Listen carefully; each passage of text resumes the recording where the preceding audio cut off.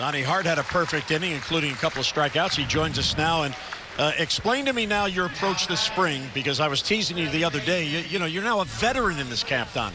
I wouldn't say veteran. You know, I'm trying to go out there and get guys out as quick as possible.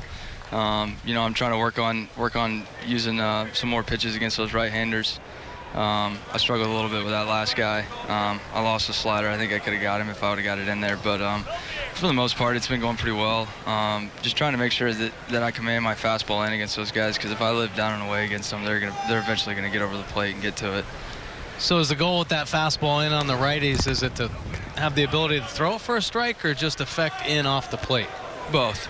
I think early in the count, it's more so to be there, so that way those guys know that I can get the ball to that side of the plate. And then, you know, as the count goes on, if I get ahead, being able to move those guys' feet or move their hands is huge. So that way, I can either go to a changeup down and away, or I can throw that slider in the bottom of the zone and then not, dive and hook to it.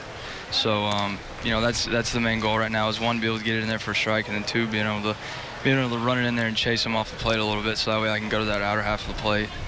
Now, Donnie, you were telling me the other day about your approach here, that you can't afford really to go out there and work on things during the game, so you have to take that to your side sessions, right? Yeah, absolutely. Like I said the other day, you don't ever want to give anybody a second chance to second guess you and your ability and your ability to get guys out. So, when I go out there, I treat it just like any other game.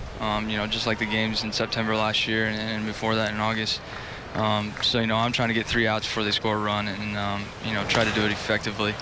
And so, when I have those days off, if I have 2 days off, that day in between, I'll try to get on the mound for a few pitches and work on some stuff. And so that way I know that when I come out to the game, that I'll be able to have that when I get out there on the mound. And the other day you were talking to me about, going back and checking video, and you had to make a subtle change, I guess, to your delivery. You said your feet maybe were a little bit narrow. How often do you go back in and check video for things like that? Just maybe something possibly being a little out of place. Yeah, especially right now. It's easy to not focus on some of the little things like that when we're out here playing catch, and you're throwing every 3 days or 4 days.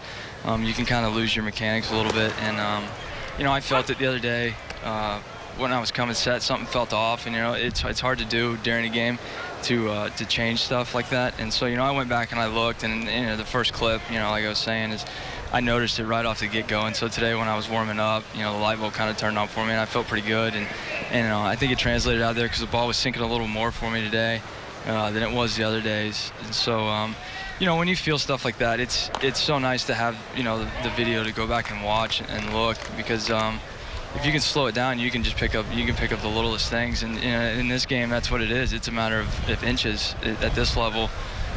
Whether you're going to get a guy out or he might take you deep. So it's one of those things you have to be conscious of and not overuse it or abuse it, because then you get caught up in your own head. But knowing yourself and knowing how you work, and when you feel something like that, being able to go back and look at it and be able to pick it up. Donnie, how much will it benefit you this year as O'Day gets the strikeout of Hansen for the second out after the RBI ground out, that your AA pitching coach, Alan Mills, who knows you probably better than anybody, is going to be the bullpen coach and is now here with you? Yeah, it's huge. Just the comfort of it, of knowing that every time I go out there, if I need some feedback elsewhere, that he'll be there, and I'll have an ear to listen to me, and then he'll be able to give me some of the stuff that we've already talked about over the past 3 years. And we sat down just now in between innings and talked about some certain sequences that I got stuck into on that last guy and where I could have gone, and it's nice. It makes your life a whole lot easier, because then you don't have to think. It's like having a catcher back there and not shaking. Those starters that go 9 innings and throw a complete game, and you ask them after the game and they're like, we didn't shake once. It's kind of one of those deals. It's where when we go throw and we do our side sessions, I know he's there, and he sees something, and we can work on it and then move forward and roll with it. Okay, and now, by the way, you were saying the other day how you told Roger McDowell, just tell me when I'm pitching. I don't need to know ahead of time. Well, we have cracked the code. You've pitched every 3 days since your first appearance on February 24th. So I'm going to guess 3 days from now you're probably back in there. Yeah, probably. That's it's been a pretty consistent consistent pattern so far, which is nice. But you know, in the same breath, it's like I said, I told him, hey, just tell me the day before. You know, I don't want to sit around and think about it too long, and you know, because it's just like in season, you know, you're not going to be told when you're going to throw. The phone's going to ring. You have to get up and get ready and get going. And so, as a reliever, that's our nature, and that's what we're best at. All right, Donnie, we appreciate the visit. Thanks so much. Yeah, thank you.